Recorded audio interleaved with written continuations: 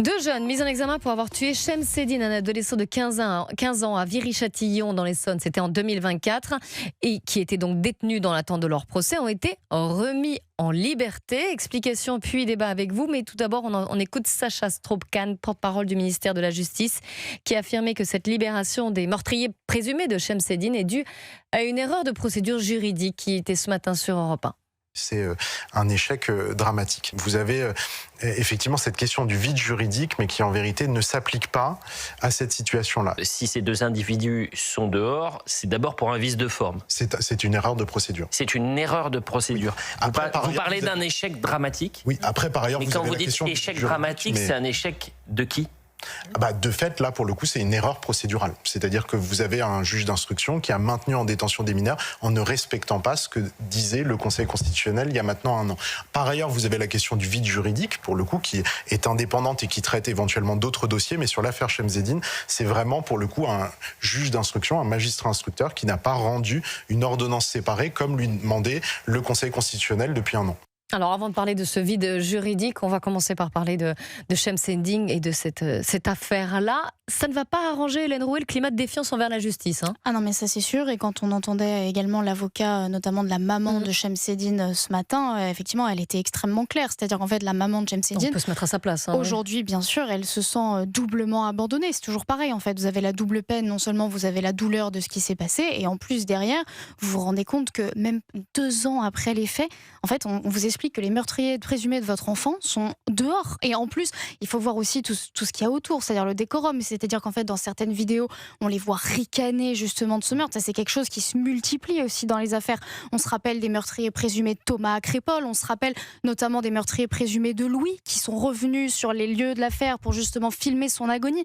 Si vous voulez, cette espèce d'impunité en permanence, de ricanement, etc. est insupportable. Donc bien sûr qu'aujourd'hui, les parents de Shemseddine se sentent doublement abandonnés, surtout quand on écoute les mots de Sacha Stroop-Khan, parce qu'on comprend donc qu'il y a une véritable erreur humaine derrière. Il y a manifestement un magistrat qui n'a donc pas pris l'ordonnance séparée. Ça n'a pas été fait pour justement permettre à ce que ces deux jeunes ne sortent pas. Donc l'erreur, là, véritablement est humaine. Et qu'est-ce qui va pouvoir se passer ? C'est la question qu'on se pose tous. Alors, donc là, on se dit à ce moment-là, c'est quand même fou. On se dit, Gérald Darmanin, le ministère, Vendôme devrait pouvoir saisir le Conseil supérieur de la magistrature pour précisément également qu'il y ait des conséquences sur ce magistrat. Il y a eu un problème, donc il faut être sanctionné.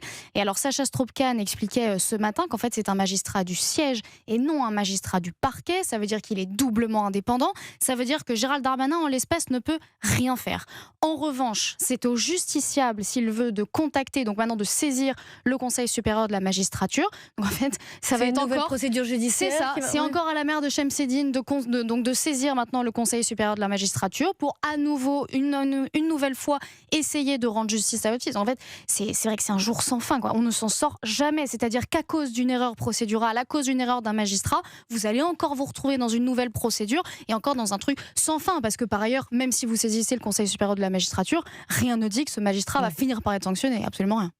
Non, mais il y a tout dans cette histoire. Déjà, les images à la sortie d'un de ces deux jeunes de la prison où il est accueilli par ses amis qui le filment, qui est diffusé sur les réseaux sociaux où ils sont en train de chanter, ils ont libéré la brute, c'est le mot qu'ils emploient. Ils sont fiers, c'est-à-dire qu'il n'y a aucune reconnaissance des faits, il y a un sentiment d'impunité générale. Ils sont contents de voir leur ami qui est mis en détention provisoire en vue de son procès, où on parle quand même d'un jeune homme qui a été tué alors qu'il avait 15 ans. On parle de deux jeunes mis en examen alors qu'ils ont 17 ans, et il sort de prison sur une erreur d'un magistrat et il le célèbre comme un héros. Rien que cette image dit beaucoup de la violence juvénile dans ce pays. Ensuite, pour moi, il y a une triple responsabilité. Déjà, il faut quand même parler du Conseil constitutionnel, parce qu'en effet, les magistrats parfois surappliquent une décision du Conseil constitutionnel qui, l'année dernière, a censuré un article du droit des mineurs, du Code de justice pénale des mineurs, qui consistait à dire qu'en fait, on ne pouvait pas placer des mineurs en détention provisoire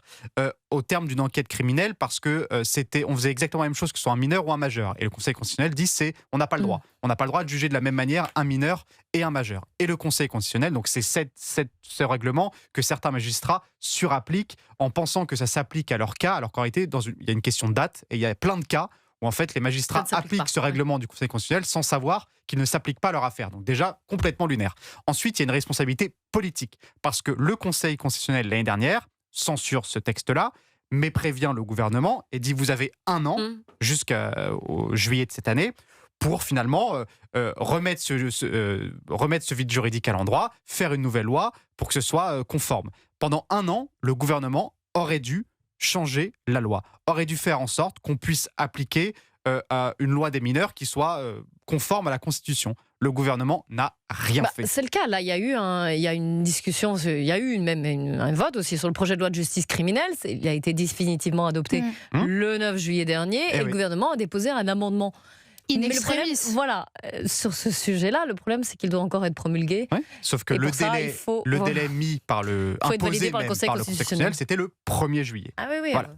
Donc vous allez me dire c'est une question de date, etc. Mais quand vous avez un an pour régler une question aussi grave qui peut potentiellement mettre dehors des jeunes qui sont mis en examen parfois pour meurtre, c'est quand même dramatique. Là où je jette pas totalement la pierre au ministre de la Justice, c'est que, quand on voit l'état de l'Assemblée nationale, quand on voit le bordel ambiant, quand on voit le fait que c'est impossible de mettre un texte au calendrier parlementaire, qu'il faut se battre pour le moindre texte, que le projet de loi de Gérald Darmanin, il a bataillé pendant des mois, alors qu'il est prêt depuis des mois, il a bataillé pour qu'il puisse enfin être adopté il y a quelques semaines, c'est évidemment compliqué. Et puis ça pose une question démocratique, Quand Debré et De Gaulle ont créé le Conseil constitutionnel dans la Constitution de 58, je ne pense pas qu'il était question que le Conseil constitutionnel mette les mains dans le cambouis jusqu'au code pénal des mineurs et que ce soit le Conseil constitutionnel qui ait le dernier mot pour savoir si oui ou non on peut mettre en détention provisoire un mineur à l'issue d'une enquête criminelle. Ce n'était pas le rôle fondamental du Conseil constitutionnel qui aujourd'hui s'arroge des droits grâce à une jurisprudence qui n'a fait qu'évoluer depuis 10 ans. Et aujourd'hui, le Conseil constitutionnel est omnipotent, a son mot à dire dans toutes les affaires, et ce n'est évidemment pas le but premier de ce Conseil constitutionnel. Hélène Rouhen. Oui, la situation aujourd'hui est totalement ubuesque parce que maintenant vous avez ces deux jeunes qui sont donc dehors, ils sont placés sous contrôle judiciaire et alors Sacha Strobkan disait quand même ce matin, s'il y a le moindre manquement maintenant, s'ils violent ce fameux contrôle judiciaire, alors a priori ils devraient être placés en détention provisoire. Mais on se retrouve dans des situations complètement ubuesques où quand vous faites cette profession justement de magistrat, moi je reviens sur cette erreur qui a été faite de ne pas justement faire une ordonnance séparée pour empêcher qu'ils sortent. Quand vous faites ce métier, en fait c'est très simple, il y a quelques métiers comme ça où vous pouvez pas faire d'erreur. C'est comme quand vous êtes médecin, c'est comme quand vous êtes pilote de ligne. En fait, quand vous faites une erreur, il y a des vraies conséquences. C'est pas comme quand vous êtes un journaliste, par exemple, quand il fait une erreur, il y a pas mort d'homme. Un serveur, quand il fait une erreur, quand il se trompe de plat, il y a pas mort d'homme. Mais quand en fait vous faites cette profession-là, je suis désolée, mais vous pouvez pas faire d'erreur. Et en fait, on en a vu là récemment, c'est-à-dire qu'il y en a quand même beaucoup. C'est-à-dire qu'avec l'affaire Liana, avec tout cet enchaînement justement d'erreurs, etc. Là, c'est vrai qu'à un moment donné, il va falloir qu'il y ait une vraie. Je reviens sur le premier sujet où on parlait de répression. Là, il faut qu'il y ait des vraies sanctions. Quand vous faites une erreur, il faut vraiment que vous soyez puni. Et puis attendez, il y a un autre sujet quand même, c'est que le ministre de la Justice, enfin le ministère de la Justice, dit qu'il ne sait pas exactement combien d'autres jeunes sont actuellement en détention provisoire alors qu'ils ne devraient pas l'être et donc qui peuvent potentiellement sortir à cause de ce fameux vide juridique. Donc potentiellement, dans les prochains jours, ou peut-être qu'on a assisté ces dernières semaines sans le savoir à des libérations de mineurs qui sont mis en examen parfois pour des faits très graves à cause de ce vide juridique. C'est quand même un énorme sujet. Comment c'est passé entre les gouttes pendant des années. On parle quand même, si on repart du Conseil constitutionnel, ça a plus d'un an, et on n'a rien fait pour que ça change. Attendez. Ce sera peut-être un sujet de débat pour la présidentielle. On va faire un petit point sondage, si vous le voulez bien, puisqu'il y en a eu un nouveau ce week-end, dans lequel Marine Le Pen domine largement le premier tour de la présidentielle 2027. Donc, elle est donnée entre 34 et 35,5% selon ses concurrents.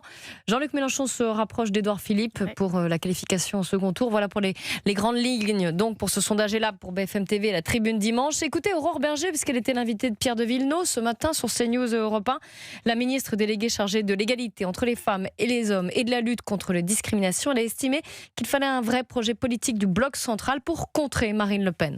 Nous savons qui est l'adversaire, nous savons que c'est Marine Le Pen. Donc ma question, elle n'est pas juridique aujourd'hui et ce matin, elle est politique, elle est d'avoir une alternative au Rassemblement national. Parce que moi, je ne crois pas qu'une présidentielle, ce soit uniquement le camp du non, le camp du refus. C'est convaincre les Français qu'il y a une alternative. Est-ce que j'estime être un poison mortifère pour le pays de se dire qu'il y aurait uniquement comme seule voie un duel entre le Rassemblement national et la France insoumise? Je pense que notre pays n'a pas envie de ce niveau de conflictualité qu'il y aurait dans la vie politique, parce que je crois que les Français ne veulent pas ce duel. Les premiers chiffres. Et ça suppose en effet qu'il y ait un projet, parce que je crois que notre principale volonté, c'est de garantir que la vie de nos enfants sera plus douce que la nôtre. Je crois que c'est ça qu'une démocratie doit être en capacité de construire et de promettre, et sur tous les champs. Donc ça, c'est notre mission, c'est de convaincre et de porter un projet clair et lisible.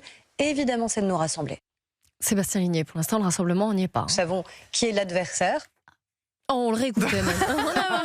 Pour être sûr qu'on est bien entendu. Voilà. Non mais attendez, pardon, on assiste quand même à un enchaînement de mots valises qui ne veut absolument rien dire. Enfin, il faut un projet clair, il faut se rassembler, ça fait 15 ans qu'on entend ça. Des projets. Oui d'accord, mais enfin ça ne change pas qu'aujourd'hui, et d'ailleurs tous les sondages le montrent, les deux partis qui montent dans les sondages, ce sont les deux seuls qui ont des projets, une vision pour la France et une incarnation claire. Le RN et la France Insoumise. Deux partis, deux camps, deux blocs qui incarnent une rupture avec l'ordre établi, le système et avec le gouvernement macroniste depuis 10 ans. Le problème de ce grand bloc central, je veux dire, c'est pas la question de l'incarnation, c'est pas la question de ce qu'il faut rassembler ou non, c'est le fait que fondamentalement, aux yeux des Français, ils sont tous, sans exception, jugés comptables et tributaires du bilan d'Emmanuel Macron. Tous, de Bruno Retailleau jusqu'à Gabriel Attal, en passant par Édouard Philippe, Sébastien Lecornu, Jean Castex, peu importe. Forcément, ils ont été au gouvernement. Oui, mais donc le fait, c'est que après 10 ans d'Emmanuel Macron, vous avez une extrême majorité des Français qui souhaitent tourner la page du macronisme, et vous ne pouvez pas dire dans la même phrase il faut tourner la page du macronisme et dire qu'on va l'incarner avec un membre ou une figure du bloc macroniste depuis 10 ans. C'est impossible. C'est une équation impossible à remplir. Donc bon, ils peuvent se rassembler s'ils veulent, mais j'ai bien peur pour eux qu'à la fin, l'envie de changement et de rupture exprimée par le peuple français balaye toute cette petite combinationnée et tentative d'union du bloc central. On va parler évidemment de la loi qui crée un droit à l'aide à mourir. Juste avant, les sondages donc pour 2027. Marine Le Pen qui n'enregistre pas de recul après sa condamnation en appel pour détournement de fonds publics mardi dernier. Et donc, elle a lancé, on s'en souvient, sa candidature pour la présidentielle. Écoutez l'analyse de Guillaume Roquette, directeur de la rédaction du Figaro Magazine, sur ces sondages. Il était sur le Figaro TV il y a quelques jours maintenant. C'est effectivement assez impressionnant, et on voit qu'en particulier l'électorat âgé, dont on sait qu'il compte beaucoup parce que c'est lui qui vote le plus, n'a plus peur de Marine Le Pen. Et je pense que ça montre l'ampleur de cette volonté de dégagisme qui a saisi la société française. C'est-à-dire qui, malgré tout, malgré les interrogations nombreuses sur la nature du programme du Rassemblement national, en particulier en économie, malgré l'absence d'expérience de gestion de la politique nationale par le Rassemblement national, qui n'a jamais été au pouvoir, malgré aussi la condamnation de Marine Le Pen, j'allais dire que malgré tout, elle est là. Hélène Rouet. Mais bien sûr, il a raison. Il y a beaucoup de choses maintenant à prendre en compte. Moi, ce que je vois avec ce sondage, c'est que c'est une nouvelle fois un nouveau sondage qui nous prouve un résultat qui était encore inédit il y a ça une semaine, à savoir Marine Le Pen bat tous les candidats du bloc central, que ce soit Gabriel Attal ou Édouard Philippe. Et ça, c'est quand même quelque chose qu'on n'a jamais vu. Auparavant, le seul à pouvoir la dépasser. Exactement, c'était le seul qui pouvait le dépasser. On avait juste vu une fois dans un sondage de mémoire Jordan Bardella qui parvenait à battre Édouard Philippe, mais on était vraiment dans du 51-49. Donc là, tous les sondages sont en train de prouver qu'il y a quand même une dynamique énorme du côté de Marine Le Pen. Sébastien a raison quand il dit le souffle aujourd'hui, il est du côté de la France insoumise et du côté du Rassemblement national. Ça se voit dans les meetings, ça se voit dans les sondages également. Oui. Exactement, ça se voit dans les sondages, ça se voit dans les meetings. Dans les deux cas, tout est relativement clair. Donc le bloc central, en fait, peu importe la candidature, ça va être très très difficile de mettre un souffle. Et par ailleurs, on est encore très loin du premier tour, c'est-à-dire qu'il y a tellement de paramètres encore à prendre en ligne de compte. C'est ça, alors qu'on est quand même un an Bien avant, sûr. Quasiment, enfin un peu moins maintenant, mais il peut se passer beaucoup de choses en 10 mois. Et de tous les côtés. Et de tous les côtés. Si Jean-Luc Mélenchon continue à avoir ces propos absolument terrifiants qui peuvent faire du mal, notamment avec certaines personnes de gauche plus social-démocrates, ça peut continuer aussi. S'il ne se modère absolument pas, ça peut continuer à faire peur et donc le desservir in fine. Est-ce que Bruno Retailleau va se retirer ? Est-ce qu'il y aura une seule personne du bloc central ? Ça aussi, c'est une vraie question. Et par ailleurs, sur Marine Le Pen, autre vraie question. Si la Cour de cassation s'exprime véritablement avant le premier tour, et quand je dis avant, c'est pas seulement 2 semaines avant, s'il s'exprime en février, à voir aussi ce qu'une potentielle condamnation définitive aurait comme impact, parce que ça, on ne peut pas non plus le nier, que ce soit auprès de ses électeurs, pas forcément, mais alors d'autres qui se posaient la question, une condamnation définitive, ça peut en refroidir plus d'un. Donc il y a encore énormément de paramètres à prendre en compte. Sébastien Ligné. En réalité, il n'y a qu'une seule certitude pour 2027, c'est que Marine Le Pen sera au second tour de l'élection présidentielle. Rien que ça, on balaye un petit peu trop vite ce fait-là. Pour la première fois dans l'histoire de la Ve République, le Rassemblement national est assuré d'être au second tour. Ça change beaucoup de choses. Attention, je me méfie de ces paris, je vais les prendre, je vais finir par les noter. Ah bon, là... Ouais. Mais ça change beaucoup de choses, même dans l'approche d'une campagne électorale. Jospin devait être au second tour. C'est pour ça, je me méfie. Jospin, il n'a jamais été donné à 36%. C'est vrai. Ça change beaucoup de choses, même dans l'approche de la candidature de Marine Le Pen. C'est-à-dire qu'on est en juillet 2026 et Marine Le Pen doit déjà préparer un second tour. Elle n'est plus dans une optique de premier tour. C'était le cas en 2022, où quand même on a réécrit l'histoire un petit peu vite, mais en novembre-décembre, Éric Zemmour est quasiment à égalité avec elle, et on n'est pas du tout dans une assurance qu'elle soit qualifiée au second tour, et en 2017 encore moins, où c'est un événement qu'elle se qualifie. Là, ça change beaucoup de choses. Elle va commencer la campagne présidentielle dans le costume de la favorite. Et ça change. Mais bien sûr, ça change beaucoup de choses dans la manière avec laquelle on mène campagne, dans la manière avec laquelle on présente ses idées, et même d'un point de vue électoral. Et c'est là où je rejoins Hélène.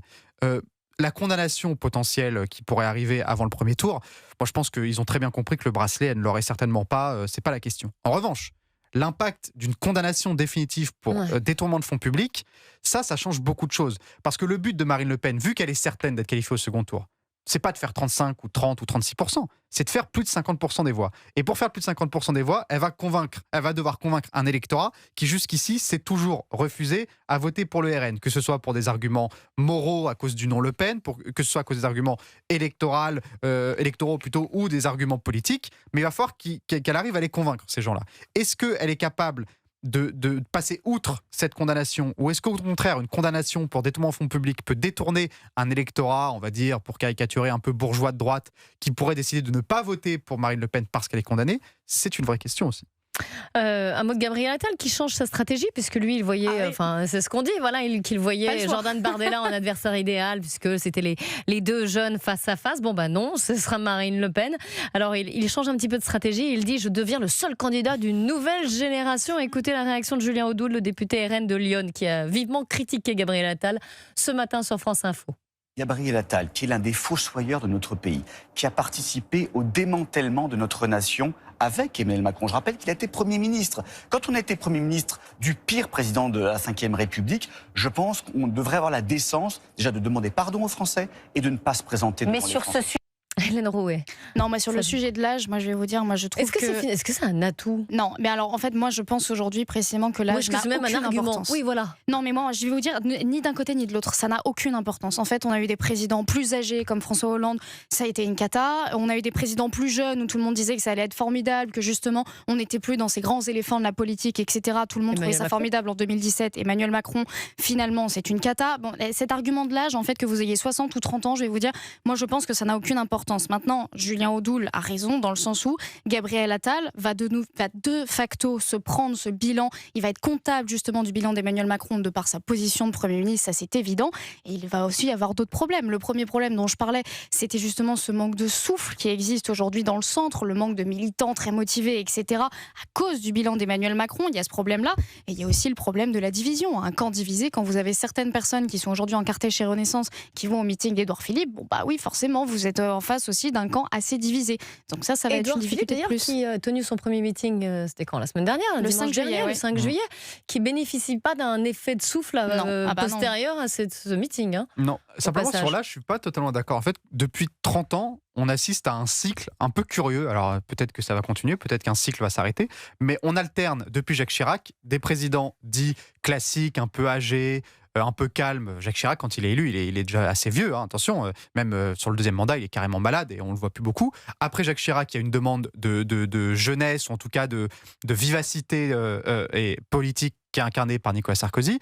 Après Nicolas Sarkozy, les Français demandent un retour à un peu de calme, le fameux président normal de François Hollande. Ça déçoit. Après François Hollande, on retourne vers une nouvelle vivacité politique avec Emmanuel Macron. Ça déçoit et peut-être que là, le cycle va continuer et les Français vont redemander peut-être un président un peu plus classique, un président un peu plus old school, peut-être un peu plus âgé, qui a un peu plus d'expérience. Peut-être que le cycle va se perdurer ou peut-être que tout cycle est amené à disparaître aussi. On verra. Le président du Sénat, Gérard Larcher, a déclaré vouloir saisir le Conseil constitutionnel si le gouvernement donnait le dernier mot le 15 juillet aux députés sur le texte qui crée un droit à l'aide à mourir. Il y aura je vous le rappelle, un vote solennel mercredi 15 juillet sur ce texte. Texte qui a déjà été rejeté 3 fois par le Sénat. Écoutez le cri du cœur de Delphine Prénat-Molimar. Elle est médecin, praticien hospitalier en soins palliatifs à Toulon. Sur cette loi sur l'aide à mourir, elle était ce matin sur Europe 1.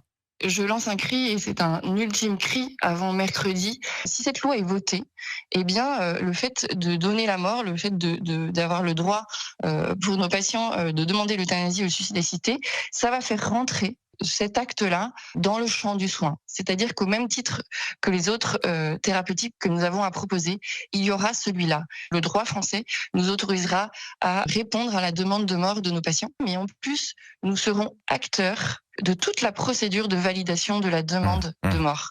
Et ça, c'est extrêmement troublant pour nous qui sommes des soignants et qui avons choisi ce métier-là pour être aux côtés des patients jusqu'au bout, quoi qu'il arrive. On ne veut pas devenir des experts en validation de la mort provoquée. Je crois que ça nous pose un vrai problème éthique. Un texte qui fait débat, largement débat même, on s'en est souvent fait l'écho. Expliquez-nous, Sébastien Ligné, que peut faire le Conseil constitutionnel finalement, puisque c'est le dernier recours, a priori, puisque les députés devraient le voter au mercredi. fond, pas grand-chose. Et encore une fois, ça dit beaucoup de l'état démocratique de ce pays. C'est-à-dire que le Conseil constitutionnel devient le faiseur de roi. C'est-à-dire que dès qu'on a un problème, on en réfère au Conseil constitutionnel, cette autorité suprême. Mais pour moi, c'est pas le débat. Si on croit que le débat sur l'euthanasie doit simplement revenir à un débat de constitution ou de conformité à la constitution, on passe à côté du vrai sujet. La question de la loi sur l'euthanasie, c'est une question civilisationnelle, anthropologique, c'est pas une question de droit. Gérard Larcher, je pense qu'il se trompe en disant qu'il va s'enquérir du Conseil constitutionnel. Les seules personnes qui doivent être entendues et écoutées sur cette question-là, ce sont les Français. Et ce sont les seuls qui n'ont pas été consultés. Moi, je m'en fiche d'avoir l'avis des sages du Conseil constitutionnel sur la loi sur l'euthanasie. Je vais avoir l'avis des Français là-dessus. Ça, c'est sûr. Maintenant, Gérard Larcher, c'était un peu le seul outil qu'il avait en son pouvoir. On sait que le Sénat s'est opposé à de nombreuses reprises à cette fameuse loi euthanasie. Et c'est vrai que Ludovine de la Rochère disait dans le JDD ce dimanche, c'est vrai que c'est intéressant de voir que ce n'est pas un collectif, si vous voulez, de 60 députés ou 60 sénateurs qui ont décidé de saisir le Conseil constitutionnel. C'est Gérard Larcher, le président du Sénat, un des hommes les plus importants de notre République. Et c'est vrai que ça n'est pas sans importance.